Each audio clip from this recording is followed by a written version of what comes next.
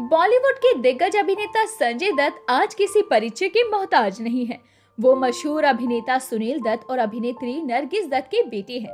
संजय दत्त ने अपने 42 साल के फिल्मी करियर में एक से बढ़कर एक फिल्मों में काम किया।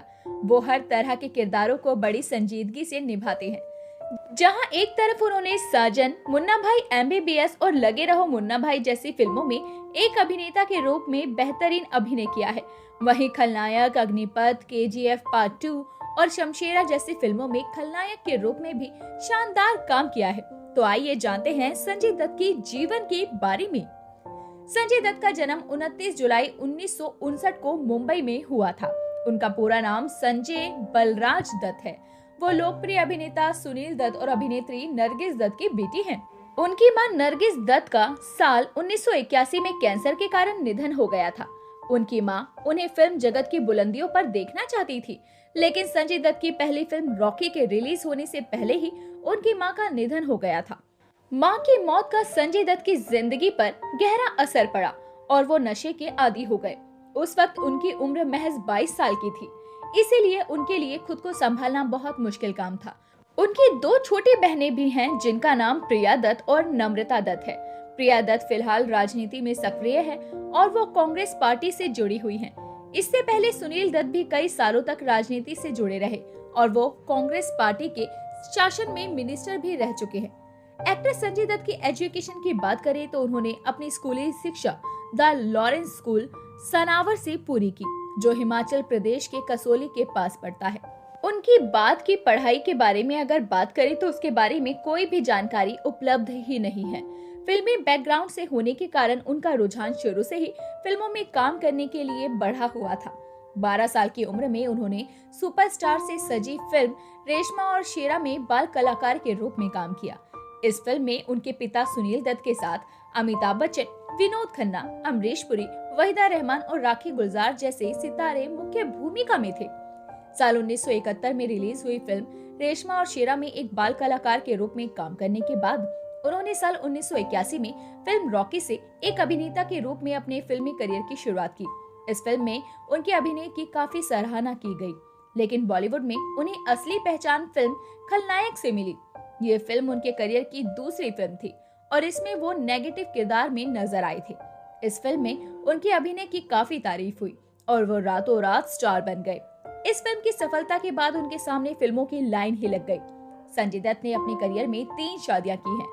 उन्होंने पहली शादी साल 1987 में ऋचा शर्मा से की, जिनसे उन्हें एक बेटी हुई जिसका नाम त्रिशला है। फिलहाल वो अपनी नाना नानी के साथ अमेरिका में रहती है। ऋचा शर्मा की साल 1996 में ब्रेन ट्यूमर के कारण मौत हो गई थी। इसके बाद संजय दत्त की मुलाकात रिया पिल्लई से हुई। जब संजय दत्त को मुंबई ब्लास्ट मामले में जेल जाना पड़ा तो रिया ने संजय दत्त का साथ दिया। जेल से बाहर आने के बाद संजय दत्त ने साल 1998 में रिया पिल्लई से शादी कर ली। रिया के दादा नरसिंह गिर, धनराज गिर, ज्ञान बहादुर हैदराबाद के महाराज थे और उनकी नानी जुबैदा अपने समय की मशहूर अभिनेत्री थी। शादी के बाद संजय दत्त फिल्मों में व्यस्त हो गए, जिस कारण वो रिया के साथ समय नहीं बिता पा रहे थे, जिसके कारण दोनों ने एक दूसरे से अलग होने का फैसला लिया। साल 2005 में दोनों का तलाक हो गया। उनका ये तलाक बॉलीवुड के 10 सबसे महंगे तलाकों में से एक है। संजय दत्त ने रिया को गुजारा भत्ता के तौर पर 8 करोड़ रुपए के अलावा एक महंगा अपार्टमेंट और एक लग्जरी कार भी दी। बाद में रिया पिल्लई ने लिएंडर पेस से शादी कर ली। इसके बाद संजय दत्त की जिंदगी में मान्यता आई। 2 साल तक एक दूसरे को डेट करने के बाद दोनों ने 7 फरवरी 2008 को शादी कर ली। उनकी इकरा और शहरान नाम की जुड़वा बेटियां भी हैं। मान्यता का रियल नाम दिलनवाज शेख है और बॉलीवुड में एंट्री के बाद उन्होंने अपना नाम बदलकर सारा खान रख लिया। फिल्म देशद्रोह में उनका स्क्रीन नाम मान्यता था, जिसके बाद उन्होंने अपना नाम बदलकर मान्यता रख लिया। सुपरस्टार से सजी फिल्म बाप का निर्देशन विवेक चौहान कर रहे हैं, जबकि अहमद खान फिल्म के निर्माता है। इस फिल्म में 80 और 90 के दशक के 4 सुपरस्टार एक साथ नजर आने वाले हैं। इस फिल्म में संजय दत्त के अलावा मिथुन चक्रवर्ती, जैकी श्रॉफ, सनी देओल भी मुख्य किरदार में नजर आएंगे।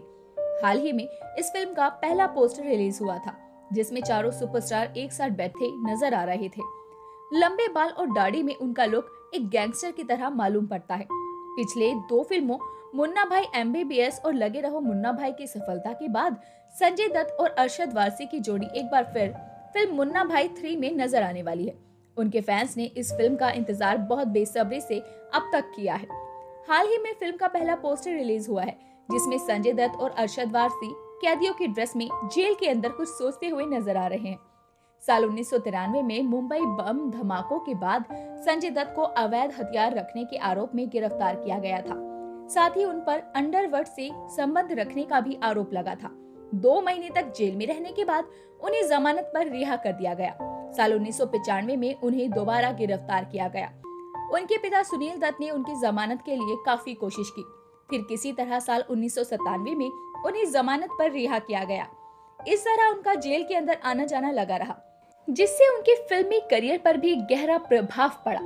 13 जुलाई 2007 को टाडा कोर्ट ने संजय दत्त को अवैध हथियार रखने का दोषी ठहराते हुए 6 साल की सजा सुनाई।